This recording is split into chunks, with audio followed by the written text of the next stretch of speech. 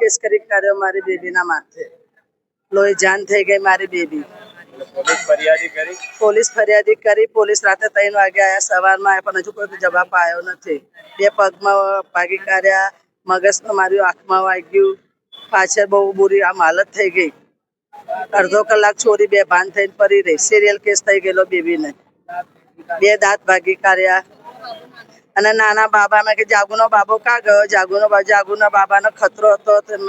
અમારા ભારવટ હતા જોડે, તો લઈને ભાગ્યા. નાના છોકરાને મારી કાઢવાનું પ્લાન શોધ્યો હતો એમને.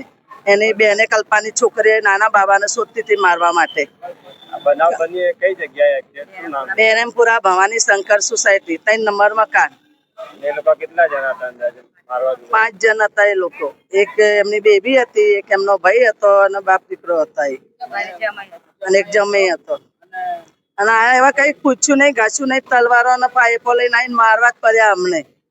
અને મેં પૂછ્યું સામેથી કે શા માટે મને પગે લાગી હું, કે શા માટે શું થયું. તે સત્તામાં અને કે આને જ મારી કાઢો કે એની બેબીના મારી કાઢો. એટલું બધું બુરી હાલત અમારી થઈ ગઈ. તે સત્તા મારો નાનો બાબાને શોધવા પડ્યા. પેલા મોટા બાબાએ દરવાજો વાંકી કાઢ્યો બંને, અને મોટા બાબાએ બાયના વાંકી કાઢ્યા. તો હાથમાં ફોન લઈ લીધા એમના તઈને, અને ઘરમાં પૈસા પડ્યા હતા 5,000 મોબાઈલમાં હતા, અને 30,000 ઘરમાં રસોડા ઉપર પડ્યા હતા. એ પૈસા ગયા, 3 મોબાઈલ લઈ ગયા. અને અમને કહે હવે તમે પણ બહાર નીકળશો તે સત્તા તમારી જાનનો ખતરો છે. મારી બેબી રજા લઈને આવશે તો એને તેજા પહેરવામાં આવશે. અમને બહુ ડર લાગે છે. આ લોકો રાયપુરના ગુંડા છે, લુખ્ખાગીરી કરે. મારે ન્યાય જોઈએ સરકારનો. શા માટે? કઈ કારણ આવવું જોઈએ ને. એમના મા બાપને તો કોઈ ખબર છે નહીં આ વાતની. ગમે તેવું કારણ હોય તો પણ અમને કહી શકવું જોઈએ ને. ડાયરેક્ટ માર સલ્લો કરવાનો કા મતલબ બતાવે?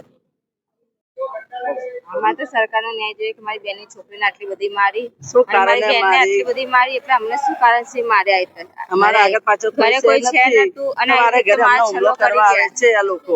અમે તો વચ્ચે જઈએ તો અમને પણ મારવા લીધા. સામે તલવારો લઈને આવે, સામે લાકડીઓ લઈને આવે, હુમલો કરવા આવે છે. અને આ રીતના કે તમે કેવી રીતના બચાવવા આવે? અમારે એમને મારવા વસ્તી આવ્યા છે.